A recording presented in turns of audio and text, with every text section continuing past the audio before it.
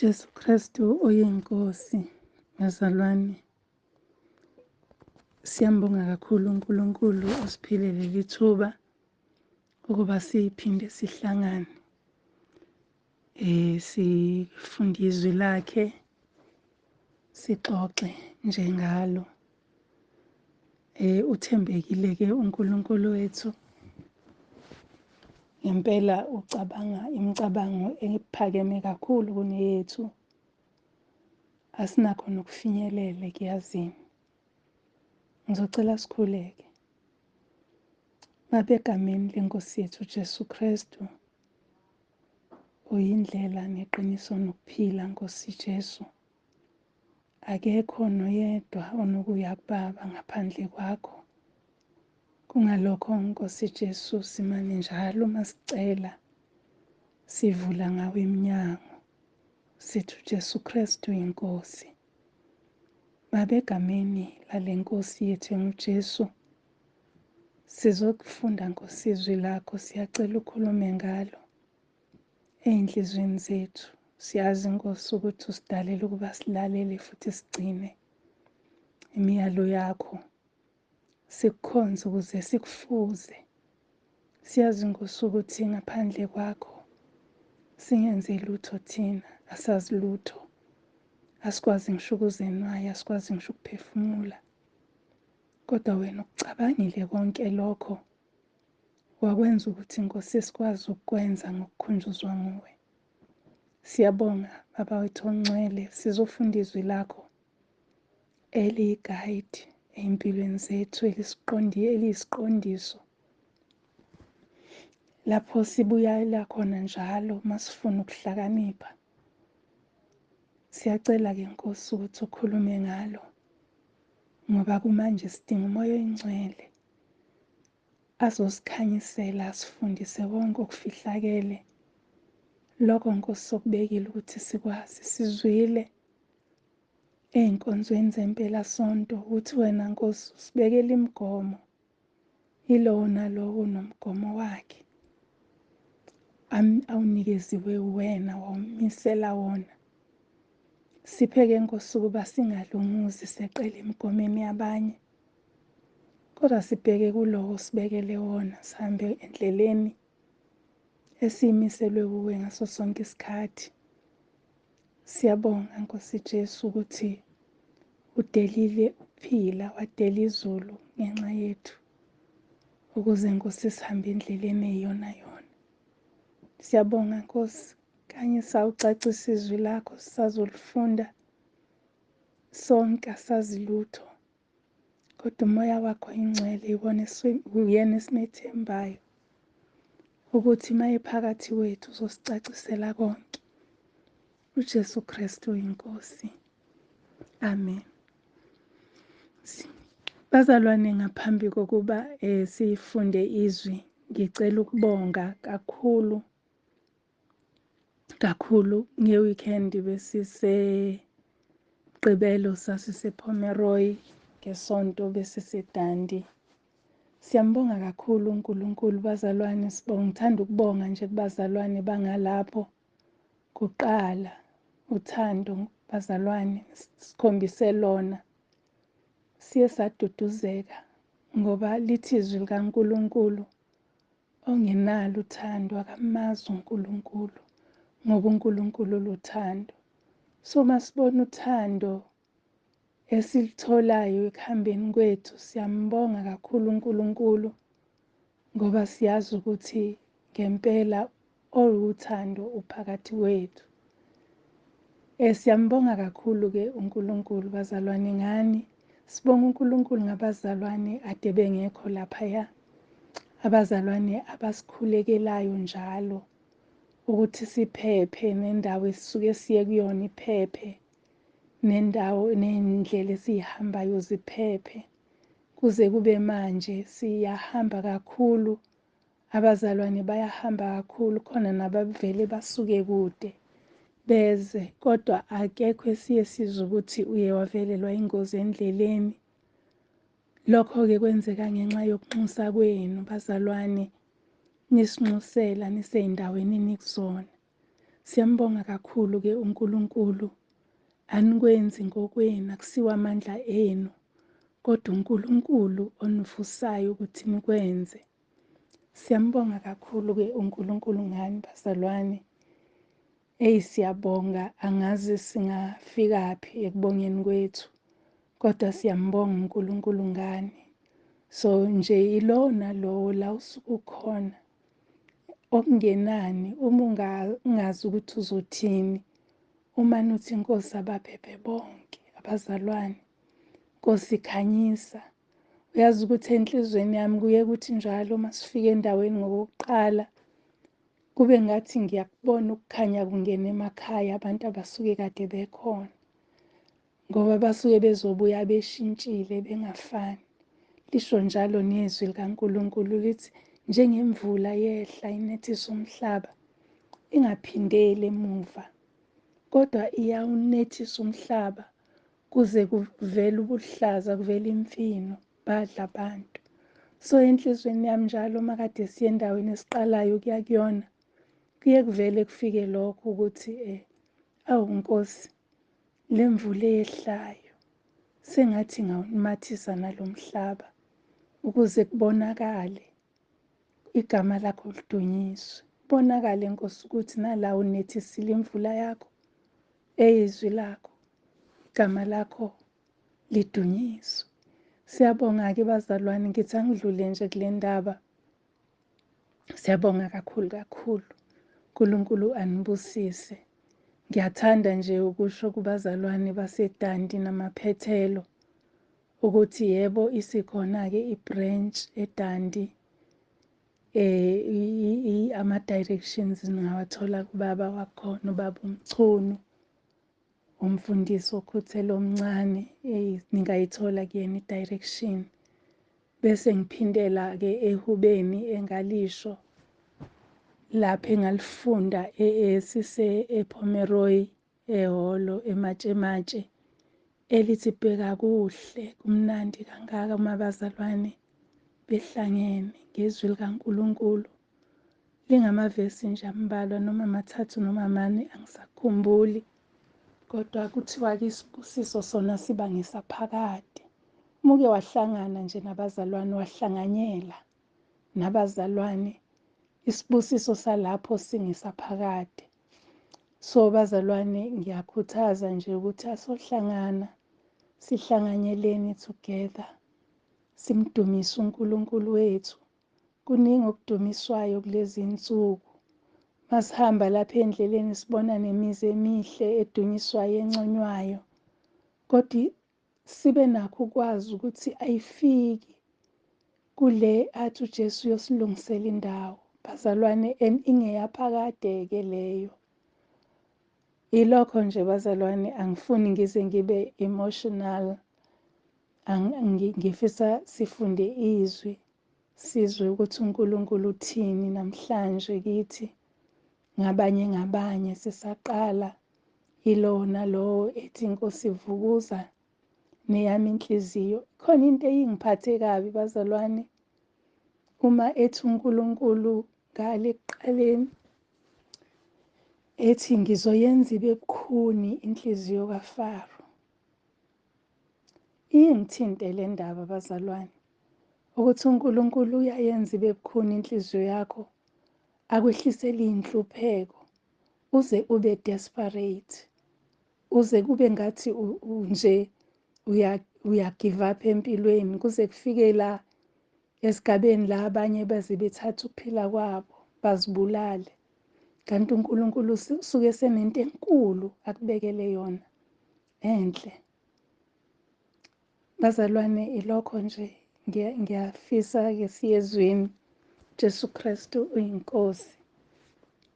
Namhlanje-ke sizofunda incwadi ka-Isaiah uchapter 51.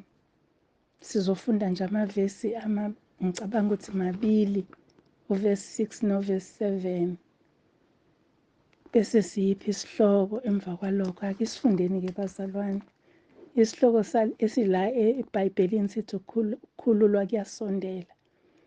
Kodwa-ke ngiyafisa-ke sifunde uverse 6.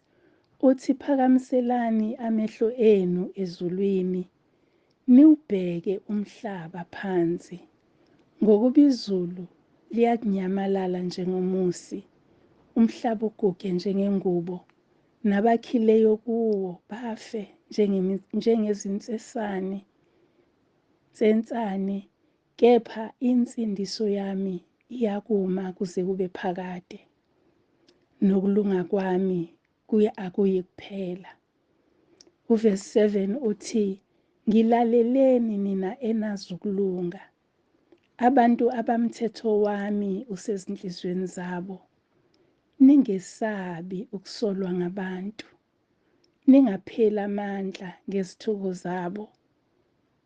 Ngokuba uvesi 8 uthi, ngokuba inundu yakubadla njengengubo, nebhu libadle njengoboya bezimvu, kodwa kulunga kwami kuyakuma kuze kube phakade, nensindiso yami ezizukulwaneni ngezizukulwane.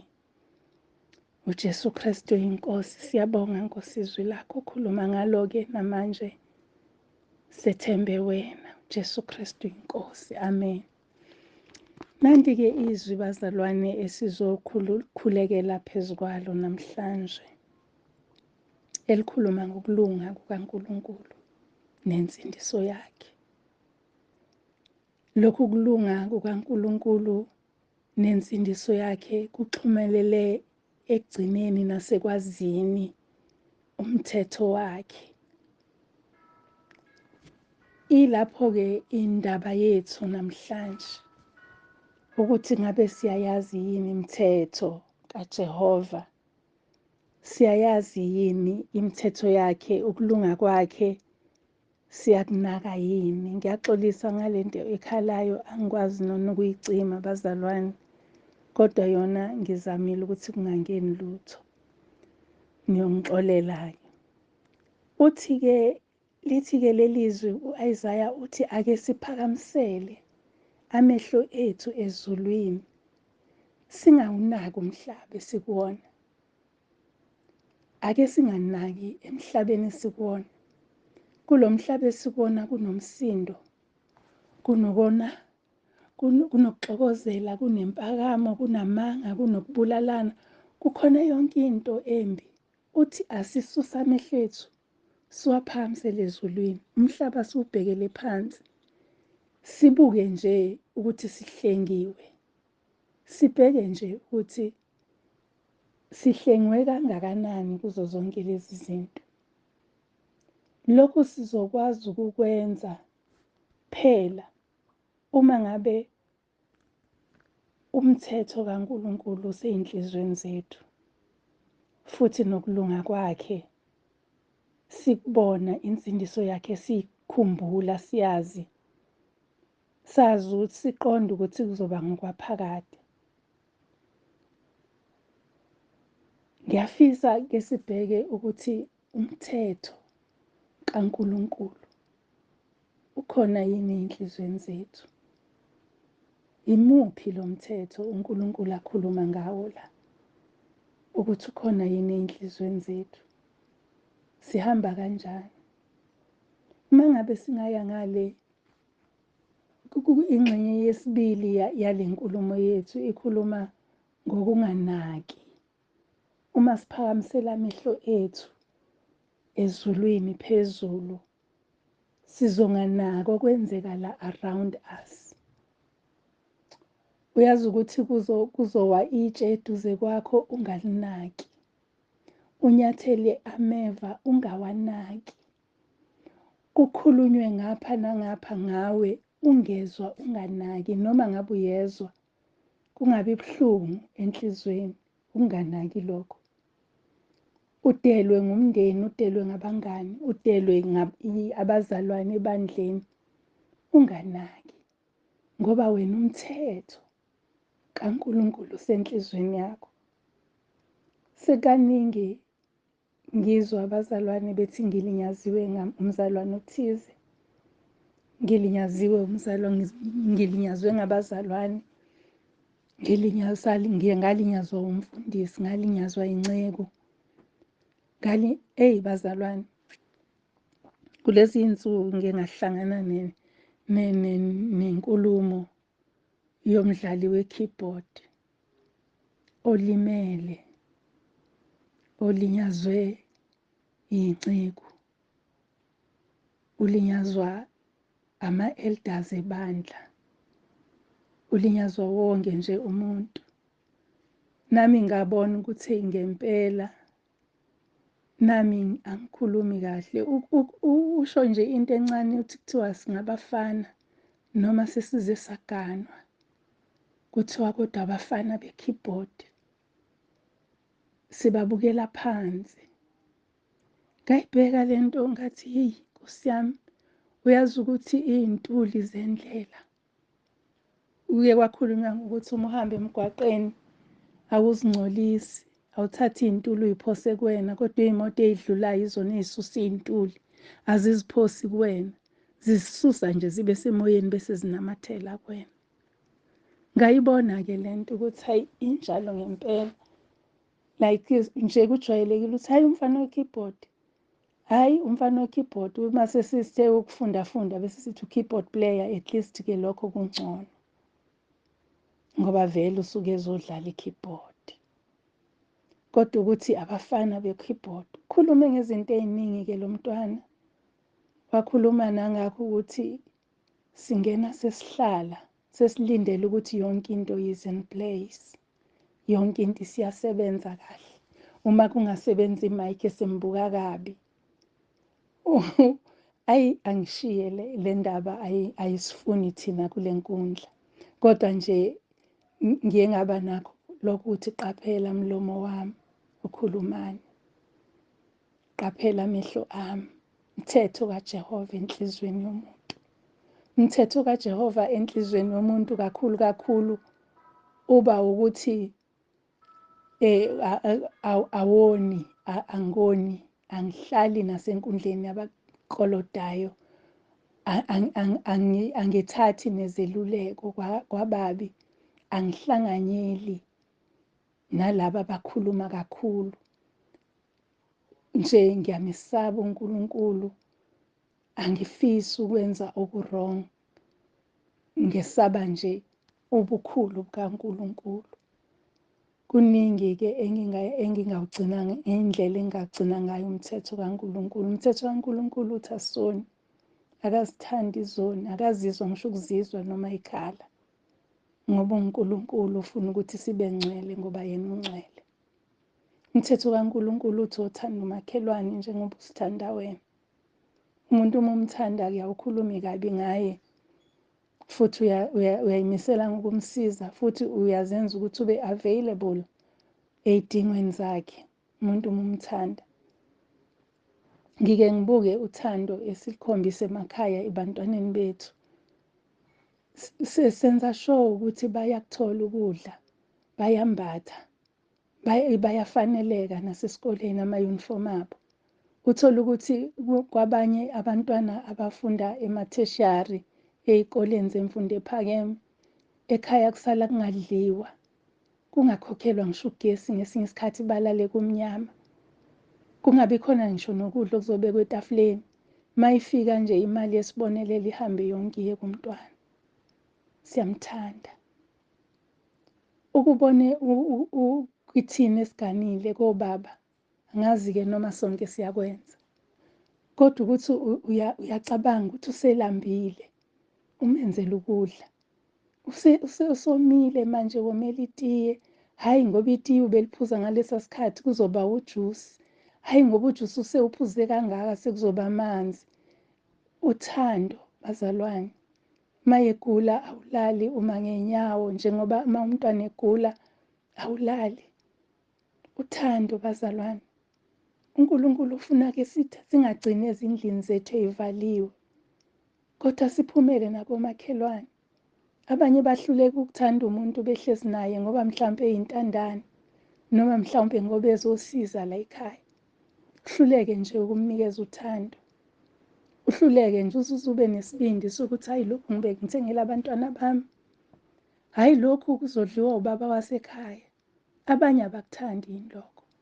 Hhayi lokhu ngikuhlelela usibanibani, ukuthanda kabi lokhu ngisana ukudla, bekelani usibanibani. Bazalwane, siyahluleka. lithi lelizwi umthetho ube sezinhlizweni zethu, umthetho kaJehova wothanda makhelwane wakho njengoba uzithanda wena. Bese kuba uthanda uNkulunkulu ngayo yonke inhliziyo nangayo yonke ingqondo, singadideki, singadidiswa izinto. Lithi izwi lakhe uzoshisa umhlaba, umhlaba uzowushisa, uzowugugisa ube njengendwangu. Sobe sesikuphi-ke nezindlu zethu ezinhle, ney'tezi zethu, ney'moto zethu ey'nkulu, sobe sesikuphi umhlaba uma usugugile. Yonke into isidliwa yinundu ney'nsensana. Ngiyazi-ke nensensane, angazi ukuthi yini. Kodwa nje I can imagine ukuthi izinambuzane ey'ncane, ngoba uNkulunkulu ngeke uma ngabe uNkulunkulu ehlisa umuntu, akamehlisi ngokuthi awele endaweni ephakeme, kodwa umehlisela ukuthi awele endaweni engekho. Yikho sizodliwa yinundu, inundu into ongeke uzuyibone kahle nangamehlo. I'm sure nazo lezo insensane iy'nambuzane esingeke sikwazi nokuyibona ngamehlo enyama, noma sizibona zincane kakhulu. Ungitshele ukuthi sobe sesikuphi uma ngabe sizophakama, ngoba phela uma uphakeme umthetho kaNkulunkulu uthi sithobeni phansi kwesandla sikaJehova khona ezoniphakamisa yena. Sobe sesikuphi-ke lapho? Umthetho kaNkulunkulu. Angidluleke bazalwane emthethweni. Imithetho kaJehova ikhona ngapha ekuqaleni. Uma uqala iBhayibheli koDuteronomy nako-Exodus iyaqhamuka imithetho, nakoNumeri iyaqhamuka here and there imithetho, kodwa iseTestamentini elidala, because ngapha eTestamentini elisha umthetho osebenzayo wokwesaba uNkulunkulu nokuthanda umakhelwane kunelapho. Kanti ngapha kuthiwa awufisi ngisho ukufisa. Awufisa uthi nje ngoba ngibona ngigqoke ingubo enhle bese uthi mangake ngithole leya ngubo kaMama Msibande ngahlala kahle kimi ngoba mina anginazo izinqe ey'nkulu nesisi esikhulu. Awufisi ngisho ukufisa. Uyazi nje ukuthi uyomjabulela umuntu ngenhliziyo epheleleyo, uthi uyazi yayinhle into yakho ngenhliziyo epheleleyo. Hawu, siyakubongela uNkulunkulu, usekuphe ukuthi, uNkulunkulu usekwenzele, uNkulunkulu usekuvulela amathuba, uNkulunkulu usevulela abantwana bakhe amathuba. Ungabe usuthi kodwa bami uNkulunkulu usalokhu engifihlela ubuso. Hey bazalwane, imithetho kaJehova isenhlizweni yethu. Uma imithetho kaNkulunkulu isenhlizweni yethu konke kuyenzeka.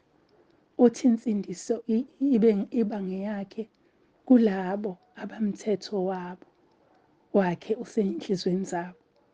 Adlule lapho athi ukulunga kwami, ukulunga kukaNkulunkulu wethu, ukulunga kwakhe, athi uNkulunkulu wethu ngokuba nensindiso yami iyakuma kuze bephakade, nokulunga kwami akuyikuphela. Kusho ukuthi uNkulunkulu umisile ukusindisa njalo njalo ngenxa yokulunga kwakhe. Ukulunga kwakhe nje kuthina akupheli. Ingakho eze ethumela uJesu ukuthi azosifela sisindiswe ezonweni, sikwazi ukuhlukanisa okuhle nokubi, singasabi intukuthelo, kodwa sibheke umusa kaNkulunkulu. eTestamentini elidala uNkulunkulu wayishaya imithetho ewujuqu ukuthi uma wenza lokhu uyofa nokufa. Uma uyingane ungahloniphi, khandwa ngamatshe ngabazali bakho behlangene nomphakathi. Uma uphinga, bulawa, ifa ngenkemba noma khandwa ngamatshe. Kwakuyimithetho ewujuqu. Uma esefika uJesu wasinikeza insindiso. Insindiso le uNkulunkulu athi iphelele, imi kube phakade, nokulunga kwakhe kuphakade. Siyambonga bazalwane uJesu osenzela umusa. Siyambonga uJesu. Angazi singathini. Siyambonga nje ukuthi asivule amehlo, ukuthi siqonde ukuthi yebo, singahlupheka okwesikhashana. Yebo, singangena ekuhluphekeni ey'nkingeni ey'nkulu, kodwa akusikho okokusibulala, okokusivivinya ukuze siphume sinjengegolide. athi laphayana kuMatthew, kuMateyu chapter 5 entshumayelweni yasentabeni ukhuluma ngayo lento uJesu. Ngiyaxolisa-ke ngivule chapter 5 verse 11 and 12 uthi jabulani, uthi u-11, nibusisiwe nxa benithuka benizingela bekhuluma konke okubi ngani beqamba amanga ngenxa yami. Umthetho uma usenhlizweni yakho uyasusa amehlo akho emhlabeni ubheke ezulwini. Zonke lezi zinto mazenzeka awuzizwa. uStefani engapha encwadini yezenzo bathi bemkhanda ngamatshe waphakamisa amehlo akhe wabona izulu livulekile. Okusho ukuthi wasusa amehlo akhe kulokho kwakwenzeka. Kusho ukuthi babeshaya nje wayengasezwa because amehlo akhe ayengasekho kulokho kwakwenzeka lapho. Wayesebona inkazimulo kaNkulunkulu. Ingakho bethi bemshaya angasho ukuthi eshu, athi ngibona izulu livulekile, indodana kaNkulunkulu imi ngakwesokunene. Akwazi futhi nokuthi asho umkhuleko athi ungababaleli. Ungababaleli lesi sono. Amatshe eshaya umuntu uma ejikije ekhanda umuntu ngamatshe ufuna ukushaya la kuzoba buhlungu khona kakhulu. Khona ababethagethe ikhanda, kukhona ababethagethe amehlo, khona ababethagethe ikhala. Babeshaya nje bengakhethi ukuthi kuzokwenzekani. Kodwa amehlo akhe wayewasusile nje emhlabeni ebheke ezulwini. Umhlaba wenza yonke into ngayo. Angazi ukuthi-ke namhlanje impilo yakho mntakababa injani. Kodwa abanye bethu badeliwe abazalwa nabo. Abanye bangabazali badeliwe izingane zabo. Abanye iy'ngane zithi bangcolile, bayathakatha noma kuthelwe ngabo ngoba sebekhetha ukulandela uJesu. Impilo yakaJesu ayikaze ibe glamorous, ayikaze ibe ubukhazikhazi. Impilo nje enokuthula. Uma ngabe kubusisa njengoba abusisa uJobe, awubi nempakamo. Abekho okwazi ukubabukela phansi ukuthi hayi laba, kodwa kunalokho uyasiza. So uma ngabe uNkulunkulu ekuphaka impilo enjengekaJobe esebuya isibili edlule ekulingweni, uSathane wadlula ekuhluphekeni okumangalisayo uJobe egula ngisho emzimbeni. Kodwa wahlala emthethweni kaJehova. Wayiphila impilo uNkulunkulu ayimisele yona. Wangadideka, wangasho ukuthi hayi ngcono ngiye kwaMhlaba iyalingana. Wangasho. Iyisimanga nayo le ndaba yakaMhlaba iyalingana bazalwane. Inkinga yami ukuthi ngiqhamuka khona. Kodwa ngiye ngibone nakhona iy'hlahla zikhona njengala. Ukuthi yini abalana bathanda ukuyoyimba le kudini ithi iy'ngcabo. Yini bangayimbi ngakubo. Kodwa-ke akunandaba-ke lokho. Sengisho nje ukuthi awudingi ukuthi uzuye kaMhlaba iyalingana. Ngoba uJobe wahlala kunjalo.